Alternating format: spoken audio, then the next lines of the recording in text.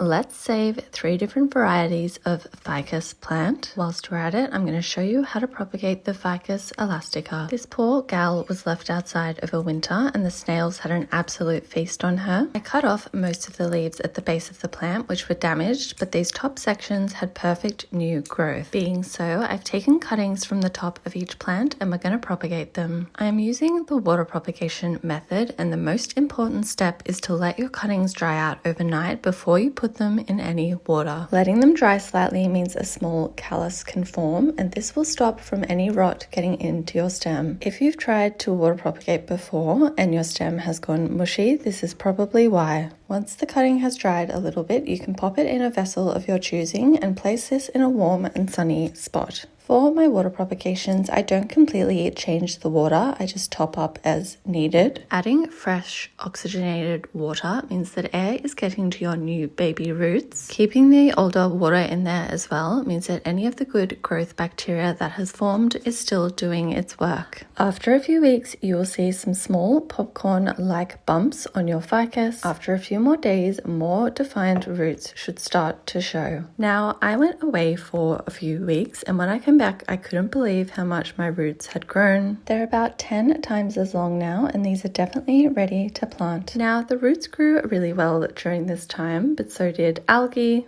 This has never happened to my water propagations before and happened now because I wasn't adding any fresh water. This is an easy fix though, and I just gave them a quick rinse and completely changed the water. This algae isn't harmful for the plant, but it doesn't look great either. You can clean them off as I am doing if you want to keep them as water propagations or hydro plants. Alternatively, these are ready to be transferred to soil now, so you could pot them up as well. Generally, propagations are ready to go into soil once the roots are at least 2 inches long. Better yet, if you've got first and secondary roots. Personally, I love the look of hydro plants and I really enjoy watching the roots grow. Being so, I'm going to keep them as water propagations for a little bit longer. Even though they did go a little bit green whilst I was away, water propagations are much easier to care for if you're a frequent traveler. You just need to fill up the water and you can add some nutrients as well to keep them happy and healthy. Now let's do a little bit of troubleshooting. You already know it's important to let the cutting callus before popping it in water to stop rot.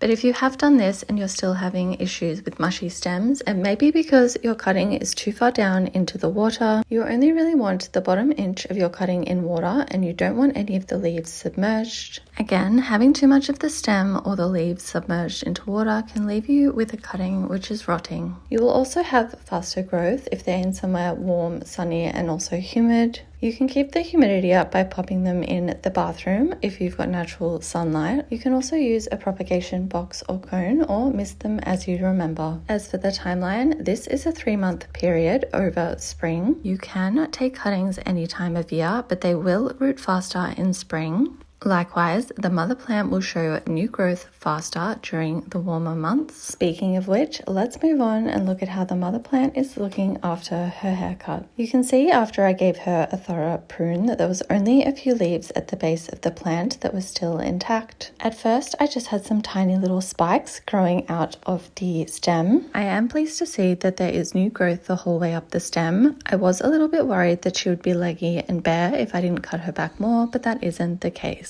What's exciting is that all of these growth points aren't going to be single leaves, they're actually going to be new branches. You can see with this more mature point here that a new branch is forming with multiple leaves. She's going to be a bushy queen in no time. Now let's have a look at my Ficus Elastica Moonshine. Unfortunately, none of these leaves were able to be saved for propagation. Let's get into it. At first, I was just facing an infestation of spider mites on this rubber plant. Although annoying, these aren't too hard to deal with. To treat them, I blasted off what I could and then gave them a good spray with white oil. This is an insecticide in Australia.